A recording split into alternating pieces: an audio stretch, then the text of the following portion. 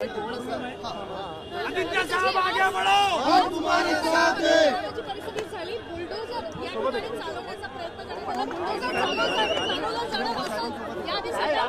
आपण पाहत असाल इथे अदानी समूहाची जी दादागिरी होती ती आज आम्ही मोडून काढलेली आहे। हेच चित्र जर आपण आज रोखलं नाही, मुंबईकर म्हणून मराठी म्हणून जर हे रोखलं नाही तर अदानी प्रत्येकाच्या घरावर बुलडोजर घेऊन येईल।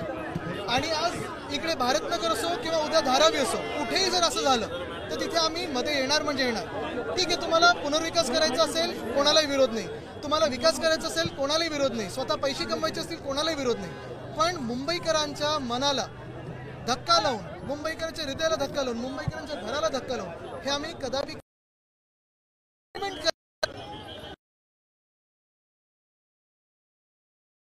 पण अग्रीमेंट न करता, कुठेही कोणाला काय होतं हे न सांगता तुम्ही जर इथे दादागिरी करायला लागला तर आम्ही करू देणार नाही। जनतेची ताकद काय असते ती कोणालाही रस्त्यावर आणून टाकू। दुर्दैव हेच होतं की आज SRA ची लोक इथे निर्लज्जपणे येऊन अदानीची साथ देत होती आणि कुठेही कायद्याचा तिथे साथ नसताना देखील त्यांची साथ देत होती।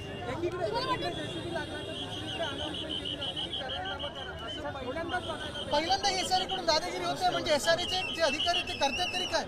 SRA वर उद्या जर आम्ही मोर्चा काढला आणि त्यांच्या घराचा ताबा घ्यायचा प्रयत्न केला या लोकांनी तर मग कोण मध्ये येणार?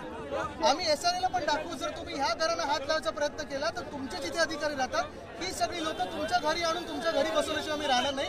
हाच त्यांना निरोप इथे द्यायला आलो।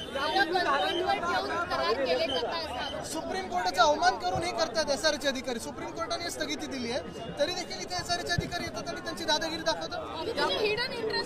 नक्कीच दलाली करायला आले होते।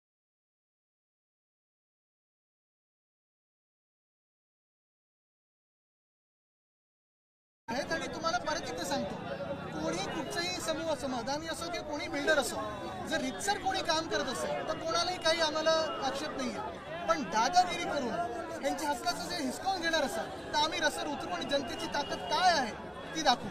आदित्यजी, ज्या पद्धतीने सरकारमधलेच नेते म्हणतात की आम्ही लवकरच सगळीकडे बुलडोजर मला वाटतं एकच आहे, इथे जातपात धर्म न पाहता जसं हे आज इथे चित्र तसं धारावीत होणार आहे, तसं कुठे होऊ शकतं, तुमच्या घरावर होऊ शकतं, कारण हे कोणी काही बघत नाहीयेत, हे नुसतं पाहतात की मुंबई यांना गिळायची आहे।